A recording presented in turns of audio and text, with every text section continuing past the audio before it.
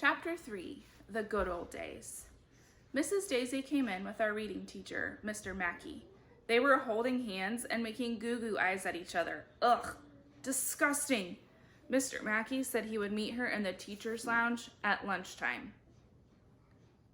There's a little asterisk. Footnotes usually have something to do with the thing in front of the asterisk, but not always. Random side note there. Mrs. Daisy and Mr. Mackey haven't been married very long. That's why they're so mushy with each other. Once they've been married for a few years, they're stopped doing all that mushy stuff. My parents have been married for like a century, and they hardly ever do mushy stuff. Are you sick, Mrs. Daisy? Asked Emily. Mr. Klutz told us you went to the doctor. It was just a checkup, she replied. Let's get to work. It's time for our word of the day. Today's word is unique. What does that mean? Asked Michael. I have no idea, said Mrs. Daisy, who doesn't know anything. Does anybody know what unique means? Andrea stuck her hand in the air. Of course. Little miss, I know everything. Keeps a dictionary on her desk so she can look up words and show everybody how smart she is. But Mrs. Daisy called on me instead. Unique means furniture that's really old, I said. My mom has a unique table. Everybody laughed, even though I didn't say anything funny. That's antique, dumbhead, said Andrea. Unique means something that's one of a kind. Oh, snap, said Ryan. I knew that, I lied, but a really old piece of furniture that's one of a kind is unique. It's a unique antique. Na-na-na-boo-boo on Andrea. In her face. No wonder I'm in the gifted and talented program. After we finished our word of the day, it was time for writing. I hate writing. The school year is almost over, Mrs. Daisy said, as she passed out pieces of paper. Let's write about our favorite memories of second grade. Mrs. Daisy told us to close our eyes and remember some of the nice things that happened since September. Remember the time Mrs. Ropey dressed up like Johnny Appleseed? Asked Andrea. Yeah, we all said. Oh, Mrs. Roopy is loopy. Remember the time we went on a field trip and Mr. Docker ate a bug? Asked Ryan. Yeah, Mr. Docker is off his rocker. Remember the time we told that substitute teacher, Miss Todd? We drove that substitute teacher, Miss Todd, crazy, and she ran screaming into the parking lot? Michael asked. Yeah, Miss Todd is odd.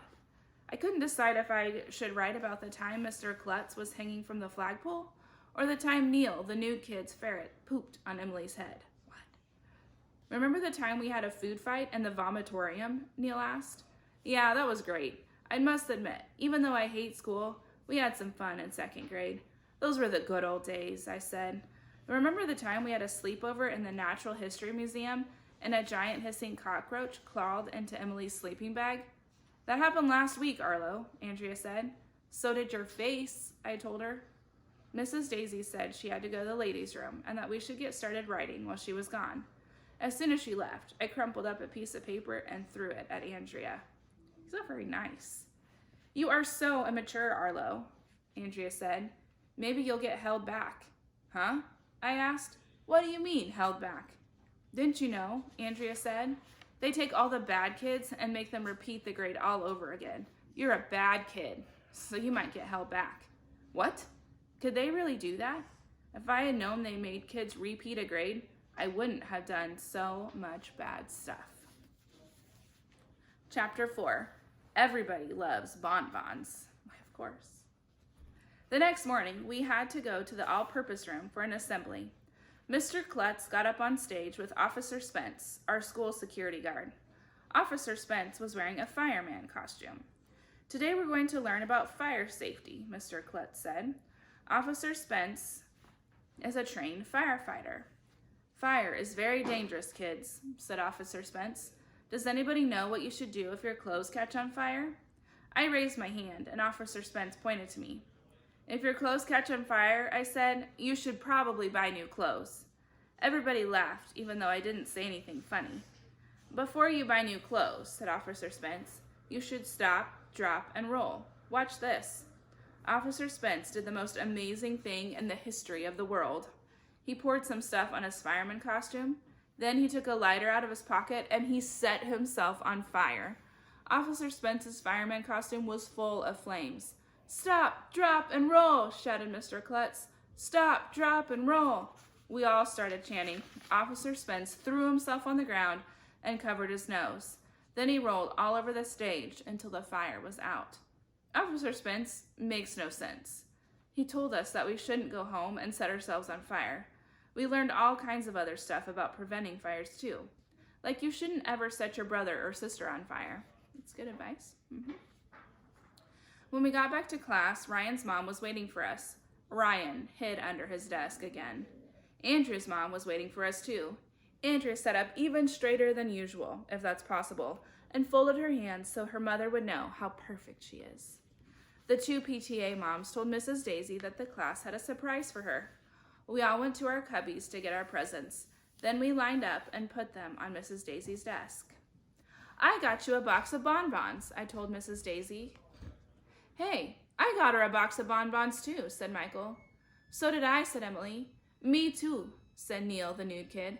It turned out that just about everybody in class got Mrs. Daisy bonbons. That's a lot of bonbons. Thank you so much, Mrs. Daisy said. You know how much I love bonbons. Everybody loves bonbons, said Emily. Why don't you open a box right now, Michael suggested. Oh, I really shouldn't. I'm trying to eat healthier, Mrs. Daisy said. Well, maybe just one. Andrew's mom passed out bonbons to everyone. While we ate them, Mrs. Dole went to the front of the class. Part of my job as the PTA president is to plan your graduation, she said. You're going to wear caps and gowns. There will be a guest speaker and a big cake, and you're going to get diplomas and... Is all that really necessary? Asked Andrea's mom.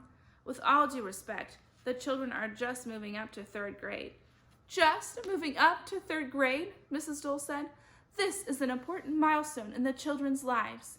Our babies are growing up so fast. Soon they'll be off to middle school. Before we know it, they'll be in high school. Then they'll be going off to college, and I won't see my baby boy anymore. Mrs. Dole started sobbing. Ryan looked like he was going to die. I thought his mom might tell more stories about Ryan peeing. But she just blew her nose in a tissue and blubbered something about how much we grew since we were in kindergarten.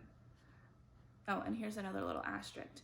With all due respect is grown-up talk for, I think you're stupid. There's some bad words in here. Andrew's mom rolled her eyes. I think she thinks Ryan's mom is I don't think she likes Ryan's mom very much. But she can't do anything about it because Ryan's mom is the PTA president and she's only the vice president. Finally, after 1,100,000 hours, the PTA moms left. Is my mother gone? Ryan asked. Yeah, I told him. You can come back up now. End of chapter 4.